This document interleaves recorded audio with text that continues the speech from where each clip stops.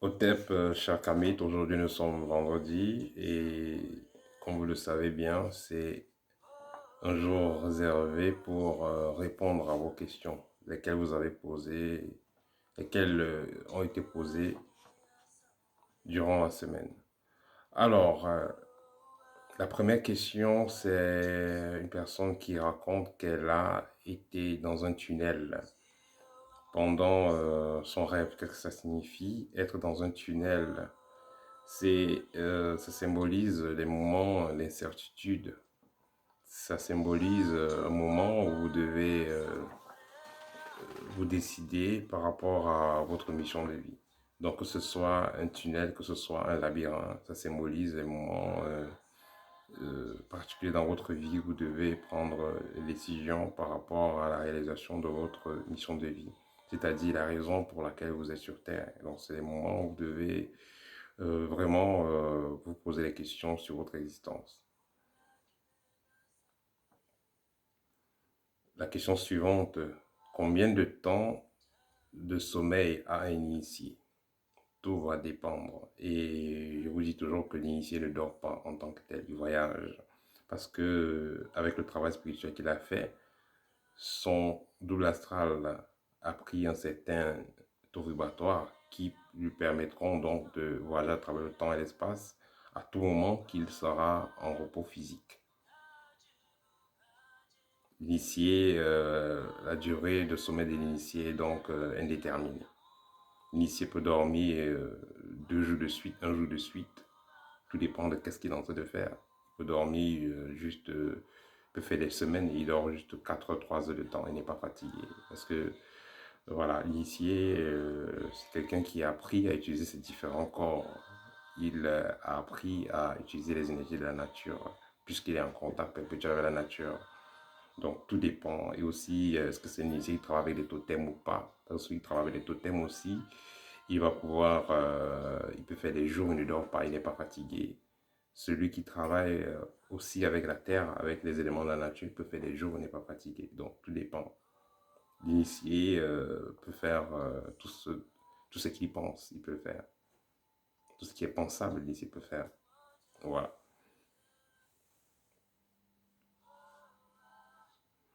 Une personne dit ici qu'elle rêve toujours avec, elle est en contact avec les hautes personnalités. Qu'est-ce que ça signifie? Rêver des hautes personnalités, ça symbolise tout simplement des génies.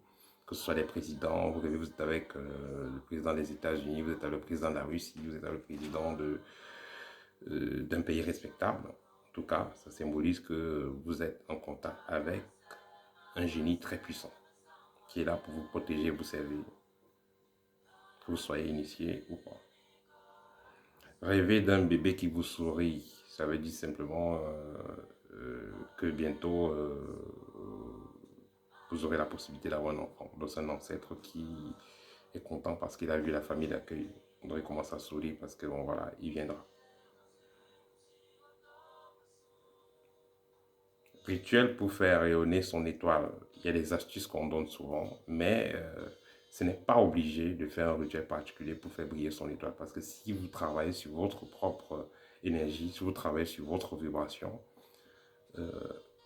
quand vous allez réussir donc, à vous aligner avec la vibration d'origine, donc c'est-à-dire cette vibration qui vous accompagne depuis votre naissance, quand vous allez donc atteindre cette vibration-là, votre étoile va briller naturellement. Et le problème qu'il y a, c'est que les gens sont nés avec une certaine lumière, mais soit à cause de la jalousie, soit à cause de l'ignorance, ils vont aller faire des rituels n'importe comment, ils vont perdre cette lumière-là. Donc, il faudra faire attention par rapport à tout ça. Donc, tout ça pour dire qu'on n'est pas obligé de faire un rituel particulier pour faire briller son étoile. Il y a, si on adopte une certaine façon de vivre, on va atteindre un certain rayonnement qui va permettre que notre étoile puisse briller. Et c'est ça que j'enseigne dans mon livre Art de rayonner. Pour ceux qui ne l'ont pas encore lu, si vous procurez le livre, vous allez voir, il y a beaucoup de clés, beaucoup d'astuces qui sont enseignées, qui sont partagées dans ce livre-là, qui vous permettront donc de pouvoir avoir accès à votre rayonnement et surtout de comment conserver, perpétuer, amplifier et conserver ce rayonnement-là. Voilà.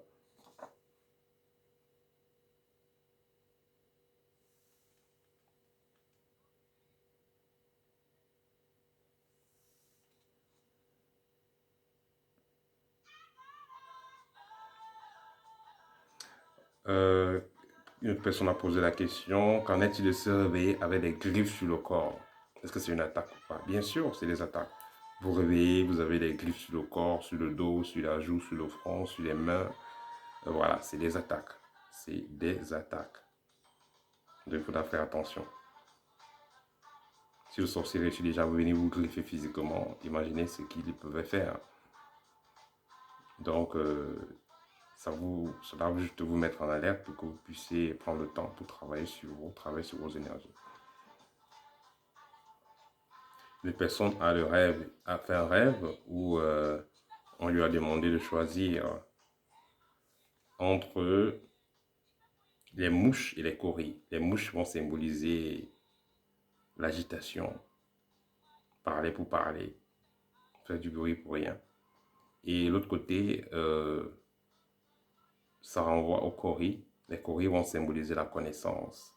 Ça va symboliser les clés du mystère, le savoir. Donc, le choix sera, si un choix à faire entre les deux, ben, il faut prendre les coris. Parce que c'est le calme, c'est le savoir. Ça renvoie à l'eau, la paix, le calme. Tandis que les mouches, c'est la merde, c'est les déchets, c'est le bruit. Ça emmerde les gens, ça fatigue, ça dérange. Ça fait le bruit pour rien. Voilà.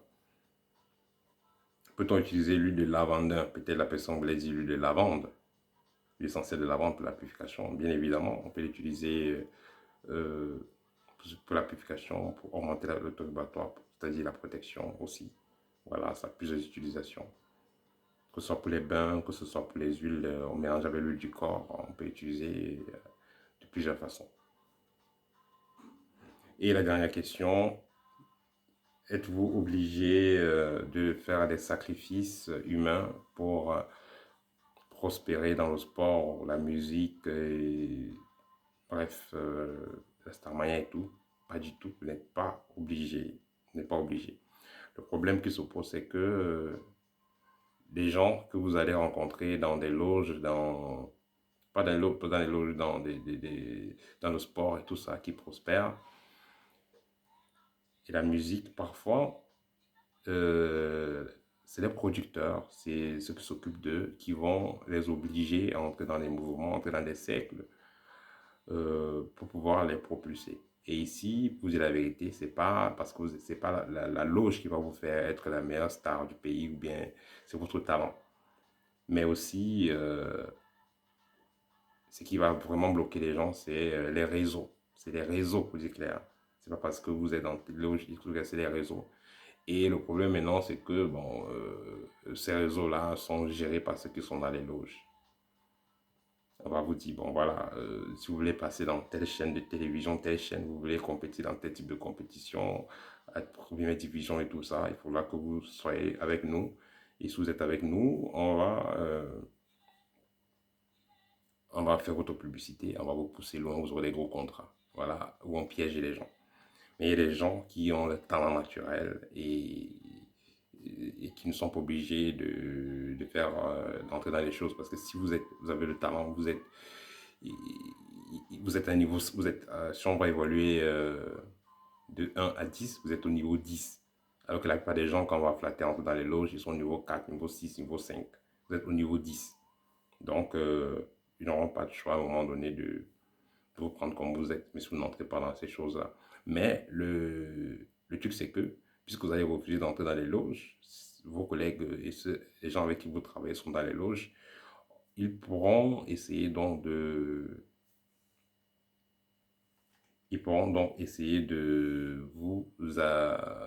vous affronter, les gens vont essayer de vous écraser et tout. Mais si vous avez votre voie spirituelle qui vous donne la sécurité dont vous avez besoin, qui vous donne l'assurance, la protection et tout ce dont vous avez besoin, en plus de votre talent, je pense que vous pouvez exercer dans le domaine que vous voulez sans être obligé de tremper, sans être obligé d'entrer dans une loge ou sans être obligé de faire des sacrifices. Je pense que c'est très possible. Vous pouvez atteindre des sommets dans ce que vous faites. Tout dépend de votre talent sans être obligé de faire des sacrifices humains. Voilà, parce qu'il n'y a pas que les sacrifices humains, il y a les sacrifices du temps de travail, les sacrifices, voilà, pendant que les gens, ceux qui exercent dans le même domaine que vous, peut-être le sport et tout, ils s'entraînent 4 heures par jour, vous entraînez 8 heures par jour, les résultats ne seront pas les mêmes. Si une fois que vous entrez dans un stade, vous changez le rythme du match, vous mettez des buts et tout ça, ben, à un moment donné, on sera obligé d'aller à votre rythme. Il n'y aura pas de loge qu'on va proposer parce que la loge qu'on va proposer, ça va vous donner quoi? Vous avez déjà tout le talent qu'il faut. On vous discute à gauche, à droite. Vous ne serez pas obligé d'entrer dans une loge. Je connais des stars comme ça de renommée qui ne sont pas forcément dans les mouvements. Ils vont faire des sacrifices parce que justement, le talent est plus fort que la moyenne. Ce qui fait que ce soit le producteur et les managers, tous ces gens qui vont les prendre pour travailler avec eux, seront obligés de fonctionner à leur rythme. Voilà.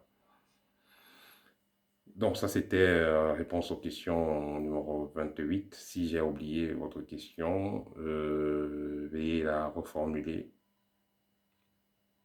Et je me ferai un plaisir de répondre à celle-ci à la prochaine séance réponse aux questions numéro 29.